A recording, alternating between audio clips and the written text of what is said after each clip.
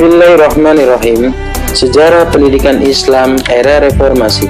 Keadaan pendidikan Islam di zaman reformasi.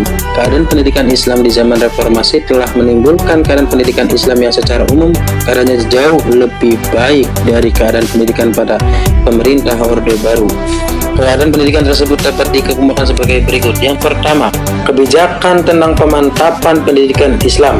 Sebagai dasar dari sistem pendidikan nasional, upaya ini dilakukan melalui penyempurnaan Undang-Undang Nomor 2 Tahun 1989 menjadi Undang-Undang Nomor 20 Tahun 2003 tentang Sistem Pendidikan Nasional.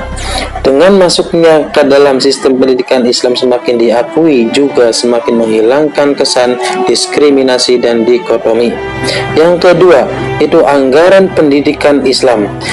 Kebijakan ini misalnya terlihat pada ditetapkannya anggaran sebanyak 20% dari anggaran pendapatan dan belanja negara atau APBN yang di dalamnya termasuk gaji guru dan dosen, biaya operasional pendidikan, pemberian beasiswa bagi mahasiswa yang kurang mampu, pengadaan buku gratis, pengadaan infrastruktur, sarana dan prasarana, media pembelajaran, peningkatan sumber daya manusia bagi lembaga pendidikan yang bernaung di bawah Kementerian Agama dan Kementerian Pendidikan Nasional. Yang ketiga, wajib belajar 9 tahun. Bahwa setiap anak Indonesia wajib memiliki pendidikan minimal sampai dengan tamat lanjutan pertama atau SMP dan Tsanawiyah. Program wajib belajar ini bukan hanya berlaku bagi anak-anak belajar di lembaga pendidikan yang berada di bawah naungan Kementerian Pendidikan Nasional, melainkan juga bagi anak-anak yang belajar di bawah naungan Kementerian Agama. Yang keempat, penyelenggara sekolah bertaraf nasional SBN atau internasional SBI, yaitu pendidikan yang seluruh komponen pendidikannya menggunakan standar nasional atau internasional. Visi misi, tujuan kurikulum, proses belajar mengajar, sarana prasarana, manajemen pengelolaan, evaluasi, dan lainnya harus berstandar nasional dan internasional.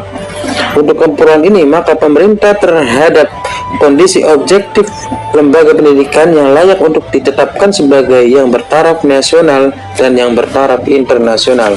Yang kelima, itu sertifikasi guru dan dosen bagi semua guru dan dosen, baik negeri maupun swasta, baik guru umum maupun guru agama, baik guru yang berada di bawah Kementerian Pendidikan Nasional maupun guru yang berada di bawah Kementerian Agama. Program ini terkait erat dengan program pendidikan peningkatan mutu dan tenaga guru dan dosen sebagai tenaga profesional.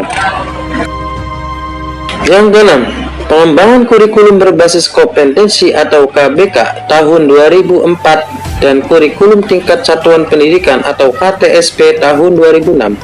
Melalui kurikulum ini, para peserta didik tidak hanya dituntut menguasai materi pelajaran atau subjek metode sebagaimana yang ditekankan pada kurikulum 1999, melainkan juga dituntut untuk memiliki pengalaman proses mendapatkan pengetahuan tersebut seperti membaca buku, menyimpulkan, mengumpulkan data, mendiskusikan, menjawab pertanyaan, melaksanakan tugas, membacakan masalah, dan menganalisa.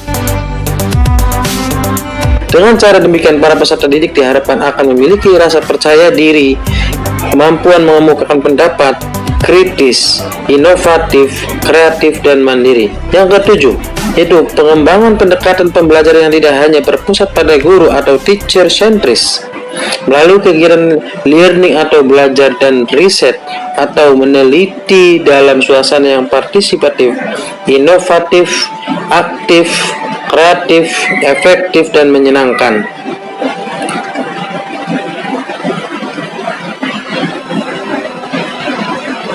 Dengan pendekatan ini, maka metode yang digunakan kegiatan belajar mengajar bukan hanya ceramah, contoh, dan bimbingan oleh guru, melainkan juga diskusi, seminar, pemecahan masalah, penugasan, dan penemuan.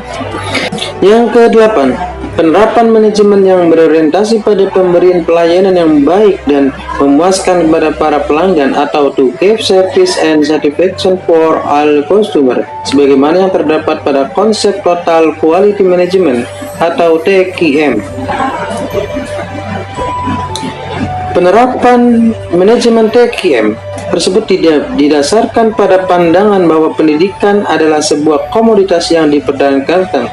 Berkaitan dengan ini, maka di zaman era reformasi telah lahir peraturan pemerintah nomor 19 tahun 2005 tentang Standar Nasional Pendidikan atau SPN yang meliputi: yang pertama, standar isi atau kurikulum; yang kedua, standar mutu; yang ketiga, standar proses pembelajaran; yang keempat, standar pendidik dan tenaga pendidikan; dan yang kelima, standar pengelolaan; yang keenam, standar sarana prasarana; yang ketujuh, standar pembiayaan; dan yang ke-8, standar penilaian. Nomor terakhir atau 9, kebijakan mengubah nomenklatur dan sifat madrasah menjadi sekolah umum yang berciri khas keagamaan. Dengan ciri ini, maka madrasah menjadi sekolah umum plus, karena di madrasah baik ibtidaiyah, tsanawiyah, dan aliyah ini selain para siswa memperoleh pelajaran umum sebagaimana yang terdapat pada sekolah umum seperti SD, SMP, SMU, dan SMA, namun demikian harus diakui bahwa di antara madrasah tersebut masih banyak yang memiliki kekurangan dan kelemahan. Sebagaimana hal ini juga terdapat pada sekolah umum. Dengan adanya kebijakan tersebut, maka tidaklah mustahil jika suatu saat madrasah akan menjadi pilihan utama masyarakat.